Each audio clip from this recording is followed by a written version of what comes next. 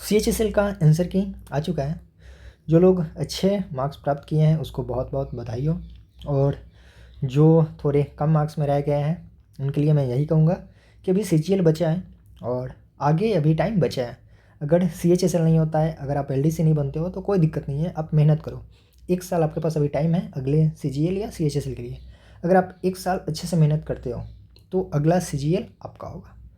तो यही कहेंगे, जोर लगा कर मेहनत कीजिए। और अभी कुछ नहीं है भाई, LDC में कुछ नहीं रखा है, आप मेहनत कीजिए, ज़रूर आगे आपको कुछ अच्छा मिलेगा। और जिसका अच्छा मार्क्स है, मतलब जो इन कर रहे हैं LDC के तौर पे, तो उसके लिए मैं ये वीडियो ला रहा हूँ, LDC इन CBN। मतलब इस वीडियो में हम पूरे डिस्कस करेंगे कि CBN में LDC का जॉब प्रोफाइल क्या है।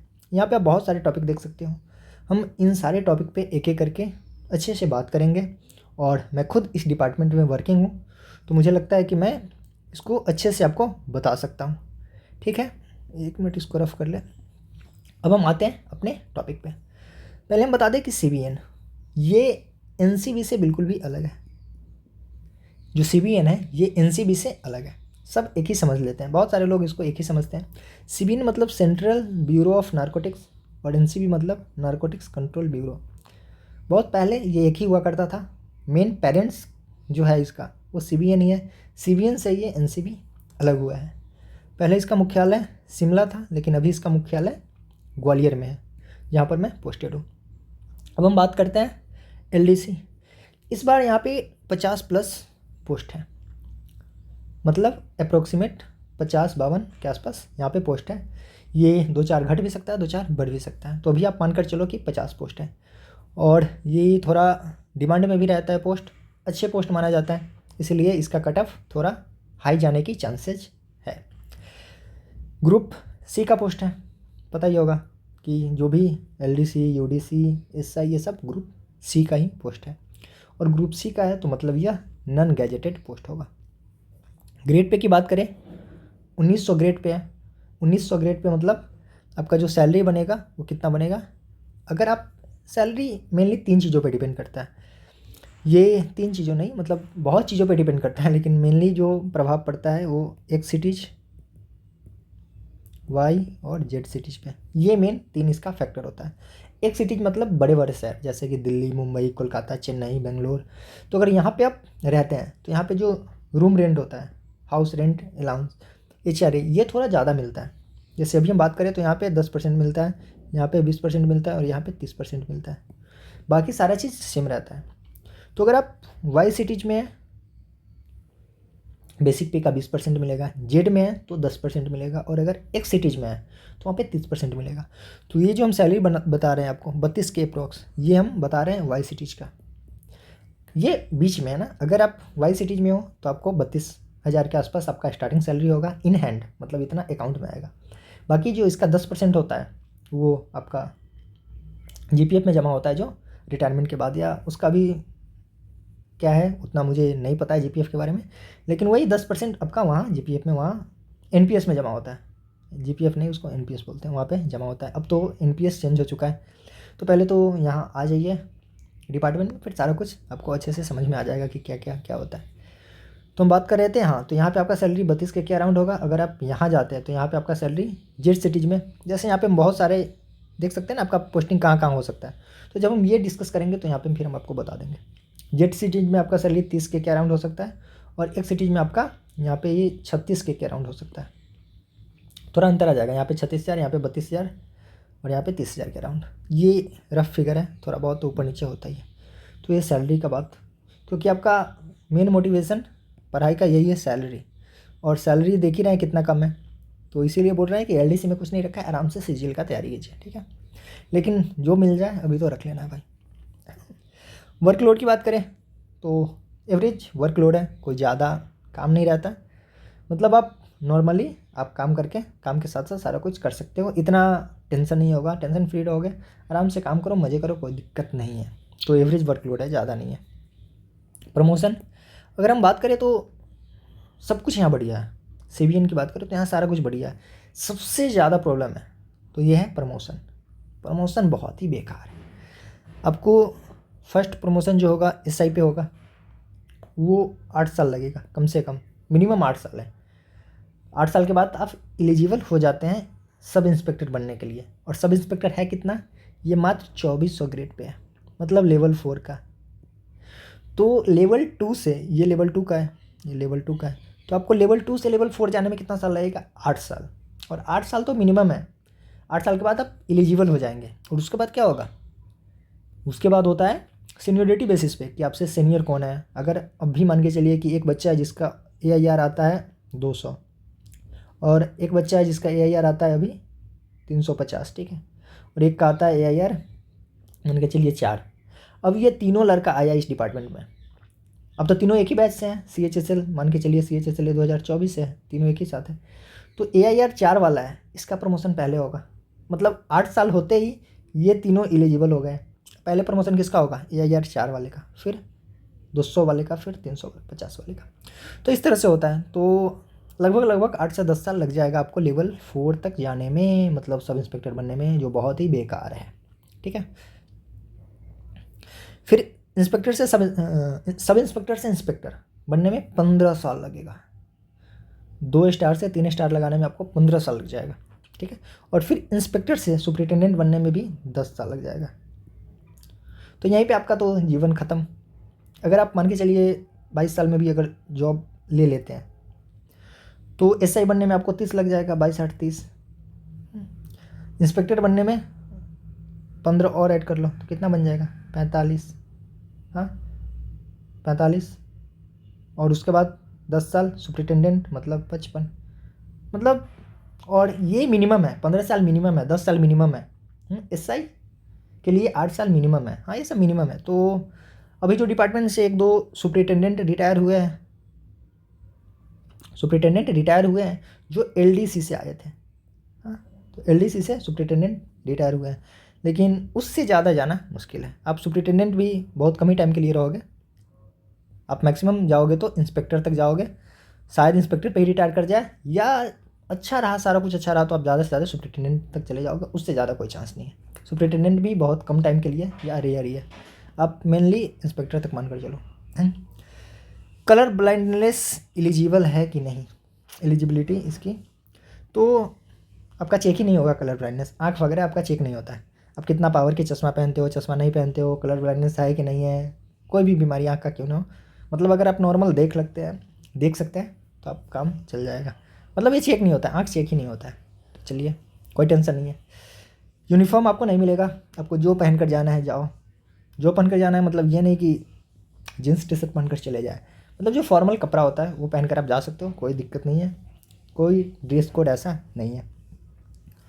ऑफिस वर्क है, मतलब आपको ऑफिस में बैठकर चेयर मिलेगा, टेबल मिलेगा, बैठकर आपको काम करना है। एक सिस्टम मिलेगा प्रॉपर, उसमें जो भी होता है, एक मॉनिटर, एक CPU, एक माउस, एक कीबोर्ड और जो भी चीज़ें होती है, तो ये सब मिलेगा। बैठकर आराम से काम करो, एक्स्ट्रा कुछ नहीं है इधर उधर का, ठीक, नॉर्मल आपको डेस्क जॉब है। हाँ कभी कभी आपको फील्ड में जाने का मौका मिल सकता है, जैसे मेनली जो फील्ड का काम होता है वो हवलदार का होता है, हवलदार का, SI का, इंस्पेक्टर का, ये सब फील्ड में है। जो वर्दी वाले हैं, मतलब एग्जीक्यूटिव स्टाफ, उसको फील्ड में जाने का मौका मिलता है। लेकिन कभी कभी जब हवलदार वगैरह का कमी हो जाए, या ऐसा कुछ हो जाए, हवलदार मान के चलिए ट्रेनिंग पे चला गया है और फील्ड में कुछ ऐसा हो, तो कभी कभी आपको फील्ड में जाने का मौका मिल सकता है।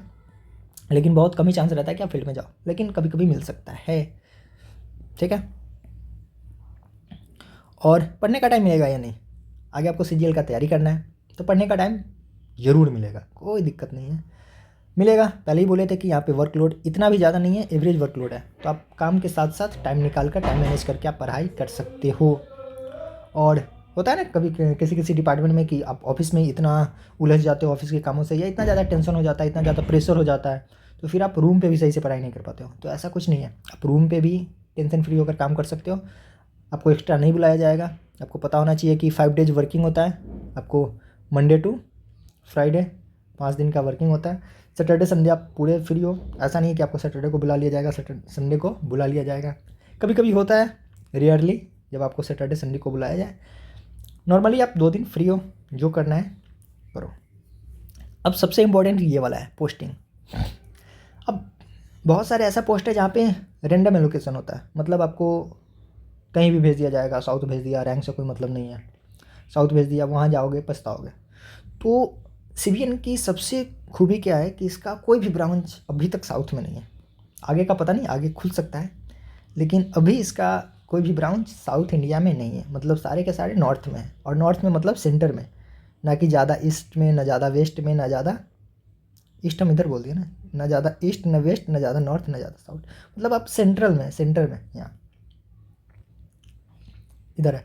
तो अगर आप साउथ के भी हो तो जा सकते हो, ईस्ट के भी हो तो यहाँ जा सकते हो, नॉर्थ और वेस्ट, मतलब चारों तरफ कहीं से भी हो आप आराम से काम कर सकते हो अपने डिपार्टमेंट में। यहाँ केरला के भी लोग हैं, इधर असम के लोग भी हैं, और इधर जम्मू कश्मीर का तो नहीं पता, हरियाणा के तो बहुत सारे हैं, और हर जगह के लोग यहाँ अच्छे से काम कर रहे हैं। मतलब किसी को कोई दिक्कत नहीं है, हर जगह से आ सकते हो। अब हम बात करते हैं कहाँ कहाँ है। तो यूपी में देख ले, सबसे पहले तो एमपी की बात करते हैं, क्योंकि हेड क्वार्टर एमपी में है। एमपी में इसका ग्वालियर में हेड क्वार्टर है, जहाँ से अभी हम वीडियो बना रहे हैं, और ये जो लोकेशन देख रहे हैं वो क्वार्टर का ही है, ऑफिस का ही क्वार्टर का ही। एमपी में ग्वालियर, नीमच में डीएनसी ऑफिस है। तो ग्वालियर में हेड क्वार्टर हो गया, मतलब एनसी सर यहाँ जो बैठते हैं। नीमच में डीएनसी ऑफिस है, लखनऊ में डीएनसी ऑफिस है, और कोटा में डीएनसी ऑफिस है। मतलब ग्वालियर हेड क्वार्टर हो गया, लखनऊ, नीमच और कोटा डीएनसी ऑफिस हो गया। मतलब ये चार थोड़ा बड़े बड़े हो गया। इसके बाद छोटे छोटे बहुत सारे, जैसे दिल्ली में भी है, 2 ऑफिस है दिल्ली में। एक इसका फैक्ट्री है अफीम का, और एक प्रिवेंटिव एंड इंटेलिजेंस सेल है। हाँ, तो दिल्ली में भी आपको मिल सकता है, लेकिन दिल्ली में थोड़ा रेयर मिलता है, क्योंकि छोटा सा ऑफिस है, और उसमें जो भी स्टाफ है अभी सारे के सारा सीट फुल है वहाँ, तो दिल्ली मिलने का चांसेस थोड़ा कम होता है। बाकी और बात करें यूपी में, तो यूपी में बाराबंकी में भी है, बरेली में है, गाजीपुर में है फैक्ट्री। फिर एमपी की बात करें तो मंदसौर में है, जावरा में है, गरोथ में है, और बात करें तो इंदौर में है, और उज्जैन में है। तो बहुत सारा हो गया। एमपी में तो भरा पड़ा है। अगर आप कहीं से एमपी में कहीं से भी है तो आप कहीं जा सकते हैं। ग्वालियर, नीमच, मंदसौर, गरोथ, ये सब तो थोड़ा राजस्थान की तरफ हो जाता है। फिर राजस्थान की बात करें, कोटा में है, प्रतापगढ़ में है, झालावाड़, भीलवाड़ा, चित्तौड़गढ़, जयपुर, तो बहुत सारा इसका ऑफिस है।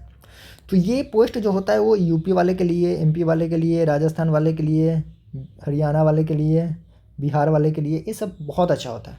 क्योंकि आप यूपी से हैं, तो यूपी से है तो लखनऊ मिलने का चांसेस थोड़ा कम होता है, क्योंकि लखनऊ में भी मिल सकता है, लखनऊ में मिल सकता है, लेकिन थोड़ा प्रॉब्लम है, क्योंकि लखनऊ में बिहार वाले भी चाहते हैं लखनऊ आए, यूपी वाले भी चाहते हैं लखनऊ आए।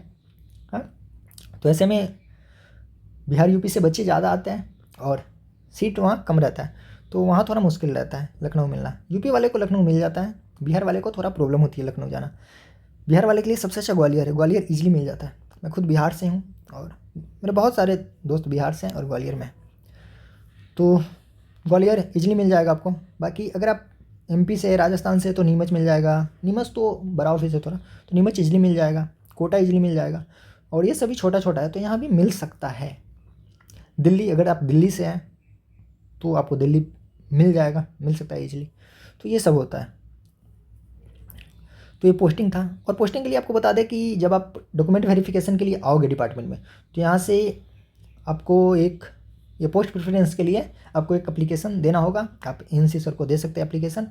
ऐसा कुछ फॉर्मेलिटी, ये ऐसा कुछ ये नहीं है, एसएससी के रूल में नहीं है। ये डिपार्टमेंट अपने सुविधा के लिए, या अपने सुविधा तो नहीं बोल सकते इसको, बच्चे की सुविधा बोल सकते हैं, आप लोगों के भलाई के लिए। अभी ऑफिस में हम बता दें कि जो भी स्टाफ है अभी बहुत अच्छे स्टाफ है, जितने एनसी सर है, एनसी सर है, डीएनसी सर है, सारे अभी बहुत अच्छे हैं। प्रेजेंट की हम बात करें, आगे का नहीं पता और इससे पीछे का भी नहीं पता, प्रेजेंट में सारे बहुत अच्छे हैं। तो आप लोगों के भलाई के लिए, आप लोगों के सुविधा के लिए सर एप्लीकेशन लेंगे पोस्ट प्रेफरेंस का। आप पोस्ट प्रेफरेंस का डालो, और सुविधा के अनुसार जैसे जैसे जहाँ सीट वैकेंट होगी आपको मिल जाएगा। और हम क्या बात कर लें, यही तो था। बाकी कोई दिक्कत नहीं है, बहुत अच्छा डिपार्टमेंट है, सारा कुछ एकदम बढ़िया है। पोस्टिंग आपको नॉर्थ में मिल जाएगी, पढ़ने का टाइम मिलेगा, सारे स्टाफ बहुत अच्छे हैं, कहीं कोई दिक्कत नहीं है।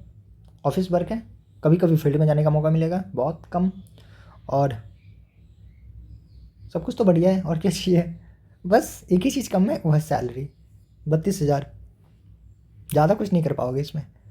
बाकी सब कुछ बहुत बढ़िया है, इन्जॉय कीजिए, पढ़िए, और आइए ग्वालियर डॉक्यूमेंट वेरिफिकेशन में फिर मिलते हैं, क्योंकि डॉक्यूमेंट वेरिफिकेशन सबका तो यही होगा। और जो भी कुछ डाउट हो आप कमेंट में पूछ सकते हैं। और अगर आप सीजीएल का भी तैयारी कर रहे हैं तो सीवीएन में इंस्पेक्टर की जॉब प्रोफाइल से रिलेटेड वीडियो हम बना चुके हैं, सब इंस्पेक्टर्स की जॉब प्रोफाइल से रिलेटेड बना चुके हैं, यूडीसी से रिलेटेड भी बना चुके हैं। तो आप जाइए वीडियो देखिए और मज़े कीजिए।